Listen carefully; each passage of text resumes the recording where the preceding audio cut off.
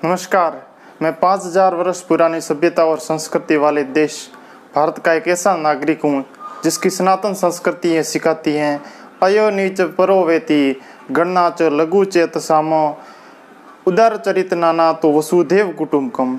ये तेरा है, ये मेरा है, ये सोच छोटे लोगों की है, उदार चरित्र वालों के लिए ये पूरी पृथ्वी ही परिवार है। ऐसी सनातन संस्कृति में मुसलमान अपने आप को सुरक्षित महसूस नहीं कर रहे थे, इसलिए सन 1947 में 7 करोड़ मुसलमानों ने एक नया देश पाकिस्तान बनाया। क्या ये बात पक्की है कि ये देश का आखिरी विभाजन है? मुसलमान तो अभी भी इस देश में असुरक्षित महसूस करते हैं और उनके बयान कई बार आते हैं। आतंकवादी याकूब मेमन के अंतिम संस्कार में भी 5 लाख लोग जाते हैं। जब देश के अधिकांश राजनेता जेलों में बंद थे, तब 1974 में मैडम इंदिरा गांधी ने अपने राजनीतिक फायदे के लिए भारतीय संविधान में सेकुलर शब्द जोड़ा, यानी कि सर्वधर्म सद्भाव।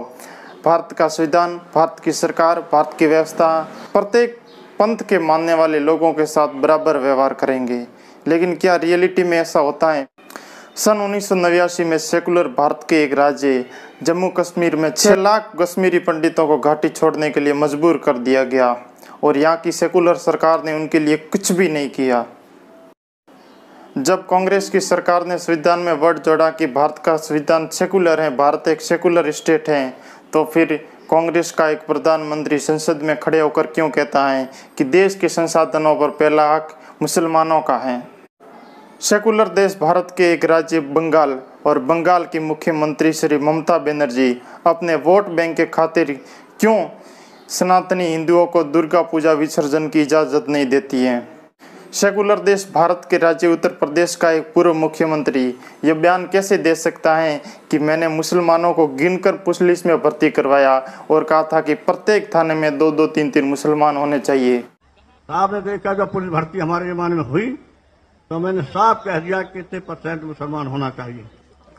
14% से लेकर 16% हमारे जमाने में पुलिस भर्ती हुई और 29 या 27% के लिए मुरादाबाद में हुई। बदायूं में 26% मुसलमानों की भर्ती हुई।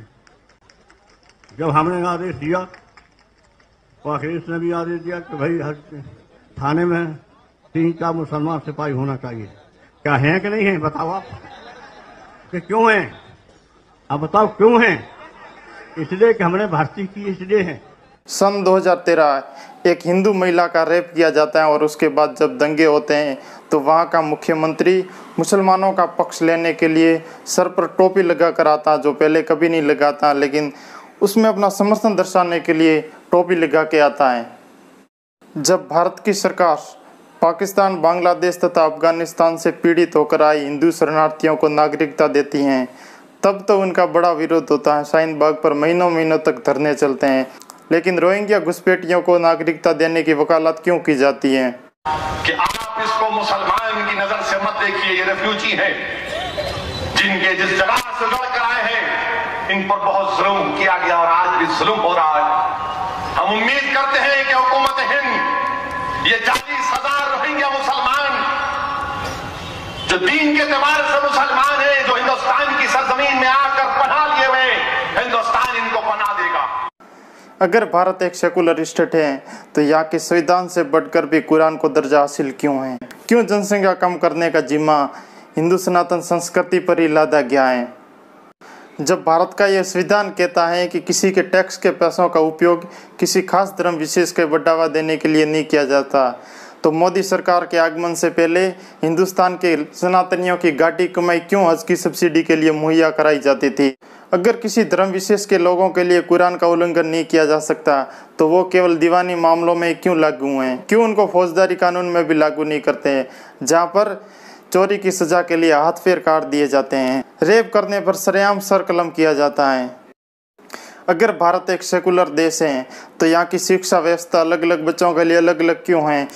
क्यों देश के सभी विद्यार्थियों के लिए एक जैसी स्कूल का प्रावधान नहीं है? अधिकांश बच्चे सरकार द्वारा मान्यता प्राप्त स्कूलों में पढ़ते हैं जहाँ पर वे भाईचारा की बात सीखते हैं, जबकि ये खास मजहब के लोगों को मदरसे में पढ़ाते हैं। और उन मदरसों में क्या पढ़ाया जाता है वो हर एक व्यक्ति जानता है, क्योंकि तबलीगी जमात की हरकतों से कोई व्यक्ति अनजान नहीं है।